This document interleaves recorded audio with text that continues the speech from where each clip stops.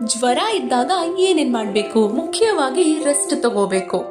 ತುಂಬ ಸಿಚುವೇಶನ್ಸ್ ಅಲ್ಲಿ ನಮಗೆ ತುಂಬ ಓವರ್ ವರ್ಕ್ ಆದಾಗ ಜ್ವರ ಬರೋ ಚಾನ್ಸಸ್ ಇರುತ್ತೆ.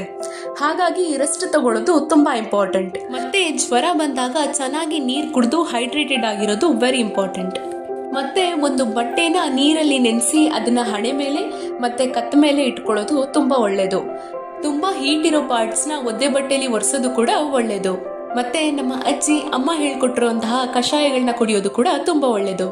ಜ್ವರ ಬಂದ ತಕ್ಷಣ ಮೆಡಿಸಿನ್ ತಗೊಂಡ್ಬಿಡ್ಬೇಕು ಅಂತ ಏನೂ ಇಲ್ಲ. ಇನ್ಫ್ಯಾಕ್ಟ್ ಮೆಡಿಸಿನ್ ತಗೊಂಡಿಲ್ಲ ಅಂತ ಅಂದ್ರೆ ಇನ್ನೂ ಒಳ್ಳೇದು. ಯಾಕಂದ್ರೆ ನಮ್ಮ ಇಮ್ಯುನಿಟಿ ಪವರ್ ಇಂಪ್ರೂವ್ ಆಗೋದಕ್ಕೆ ಹೆಲ್ಪ್ ಆಗುತ್ತೆ. ಆದ್ರೆ ಜ್ವರನ ಮಾನಿಟರ್ ಮಾಡ್ತಾ ಇರೋದು ತುಂಬಾ ಇಂಪಾರ್ಟೆಂಟ್ ಆಗುತ್ತೆ. ಎಸ್ಪೆಷಲಿ ಮಕ್ಕಳಲ್ಲಿ ಜ್ವರ ತುಂಬಾ ಜಾಸ್ತಿ ಆಯ್ತು ಅಂತ ಅಂದ್ರೆ ಅದು ಒಳ್ಳೇದಲ್ಲ. ಜ್ವರ ಏನಾದ್ರೂ 103, 104 ಡಿಗ್ರಿಗಿಂತ ಜಾಸ್ತಿ ಇತ್ತು ಅಂತ ಅಂದ್ರೆ ಅಥವಾ 3 ದಿನಕ್ಕಿಂತ ಜಾಸ್ತಿ ಜ್ವರ ಇತ್ತು ಅಂದ್ರೆ ಡಾಕ್ಟರ್ನ ಮೀಟ್ ಮಾಡಿ.